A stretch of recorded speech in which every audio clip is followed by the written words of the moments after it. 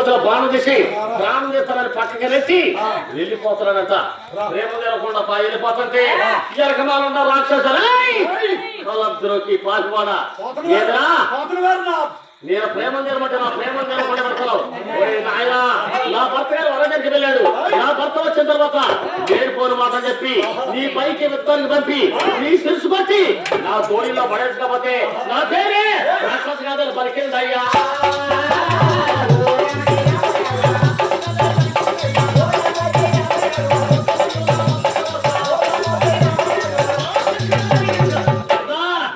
అర్థమైందా? నేను ప్రేమ తిరగమంటే తీరకుండా వెళ్తాను. అరణ్యానికి వేటకి వెళ్ళాడు నా భర్త. నా భర్త వచ్చిన తర్వాత వేరుపోని మాటలు చెప్పి నీ పైకి విద్దంగా మంచి నీ శిరుసు కొట్టి నా చేతుల్లో పడేసుకోకపోతే నా పేరు రాక్షసి కాదని శాంతి చేసింది. ఆడవాళ్ళు అబద్ధం ఆడితేనే సిమెంట్ గోడ, మగోళ్ళు నిజం చెప్పినా కంపే. ఎదుటింటోడు కనుక ఒక బాగుండనుకో ఆడికి పెడతారు పుచ్చు. ఇక ఆడు చచ్చినట్టు. మా ఊళ్ళో ఒక అమ్మాయి నేను వస్తానన్నాక బయలుదేరి వస్తుంటే ఫోన్ మాట్లాడుతుంది. ఎక్కడ ఉండవు అంది, సెంటర్లో ఉండాలి.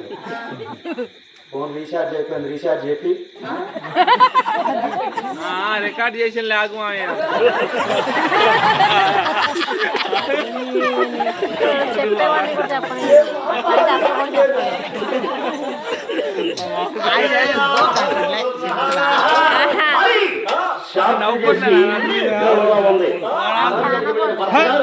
కొన్ని సవాలు వచ్చేసి వారికి కొన్ని సవాలు తెచ్చాడంట. ఈ శవానికి చూసు కట్టి రోగం లేకుండా పోతుందంట.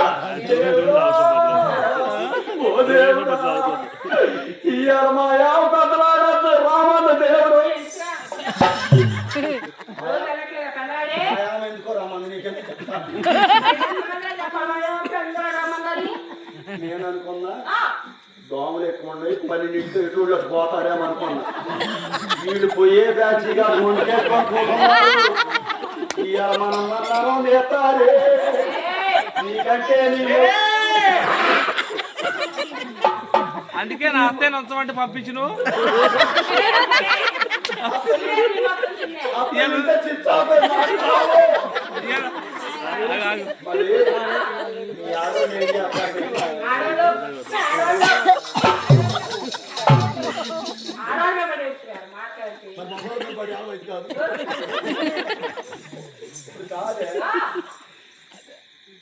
చీర దించుకొని ఎదుటింటోడి మీద కేసు పెడతారు. వాడెవడో నన్ను చూసి కనుకొచ్చు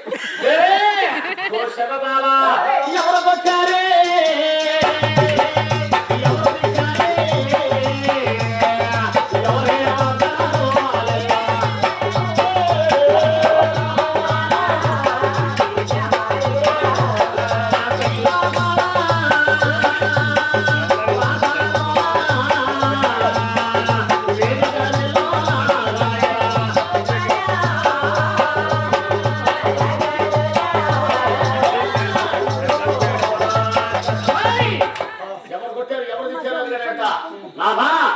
మీరు వేటకి వెళ్ళిన తర్వాత మహాగారికి వెళ్ళిన తర్వాత అదే దారిలో ఒక సన్యాసి వాడు వచ్చాడు. సన్యాసి వాడు వచ్చి లోపలికి వచ్చాడు. లోపలికి వచ్చమ్మా ఒక చెంబుడు మంచినీళ్ళేమన్నాడు. మంచినీళ్ళేమన్నాడు. మంచినీళ్ళే కదా మంచినీళ్ళు ఇచ్చా. మంచినీళ్ళు తాగిన తర్వాత అమ్మ నాకు గంజాయి దాల్చుకునే అలవాటు ఉంది, కాస్త నిప్పేమన్నాడు. నిప్పే కదా అని ఆ పొయ్యిలో ఉన్న పరసాన్ని తీసుకెళ్ళిస్తున్నా.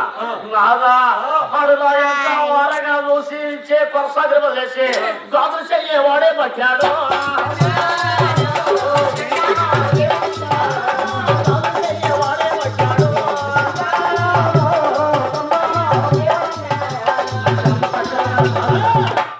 చేపట్టాడు నాదా. నువ్వు నాకు ఎంత పత్తితో నాకు తెలుసు.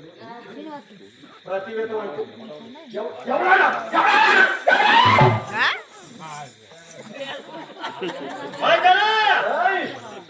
వచ్చి చేపట్టుకున్న తగ్గ వాడికి ఎంతమైన వాడికి ఏది ఎటు వెళ్ళాడు? ఇటే వెళ్ళాడు నాదా. అగా నీకు నేను సంసారం చేయాలంటే నాదా వాడు పైకి వెళ్ళి వాడి పైన యుద్ధం చేసి వాడు శిశుపతి నా చేతుల్లో పడేశావా నీకు సంసారం చేస్తా. లేకపోతే అది వాడు శవాన్ని చూసేదాకా నేను బ్రతుకు చేశాడు కాబట్టి నేనన్న ప్రాణం తీసుకుంటా వాడినన్న ప్రాణం మీరెందుకు చేస్తారు మగవాళ్ళు చంపడమే అనుకున్న వాడికి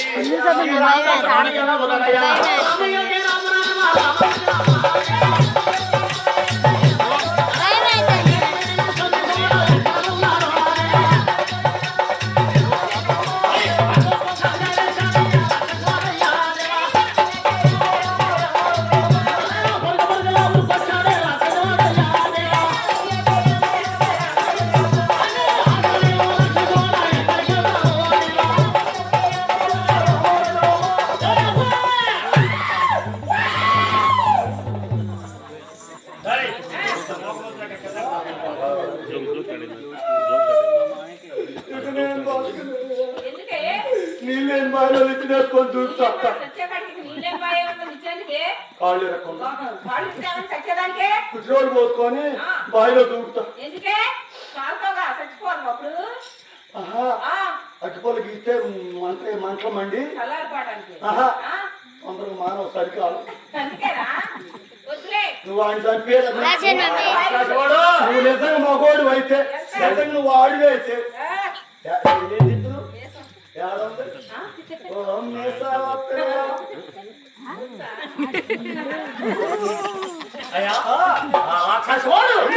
సన్యాసి ఎదురొచ్చాడంట సన్యాసి ఎదురొచ్చి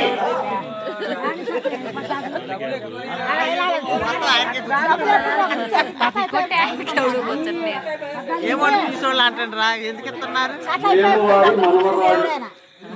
ఓకే ఓకే ఇప్పుడు డబ్బులు ఎవరు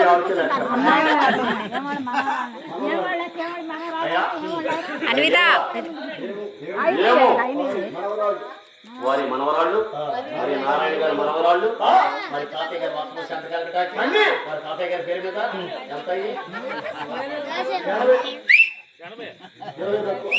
మరి 100 రూపాయలు ఎవరికి ఇచ్చారండి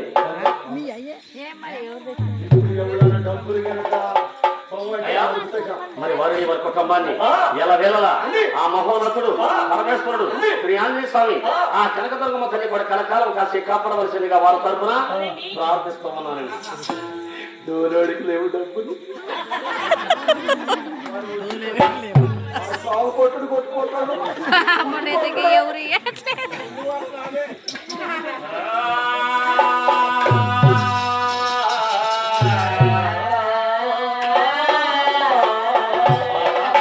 సన్యాసి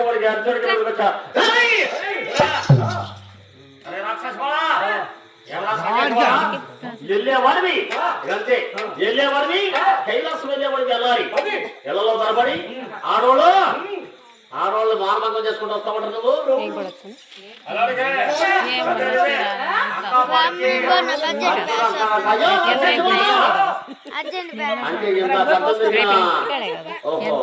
ఆవిడ చాలా కనుక అయ్యా నీ భార్య మాట నిజం కాదు నీ భార్య మాట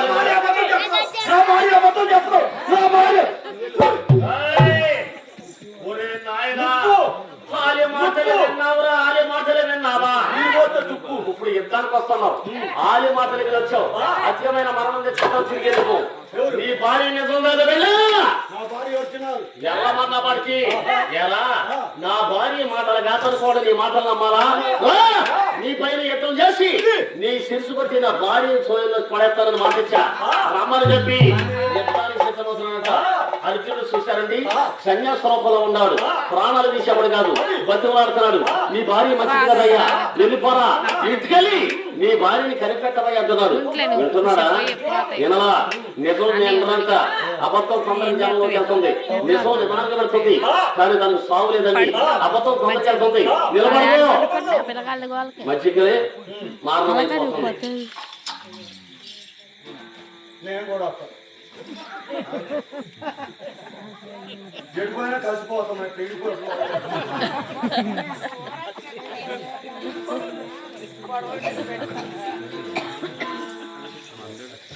అమ్మ అన్నది ఒక కమ్మని మాట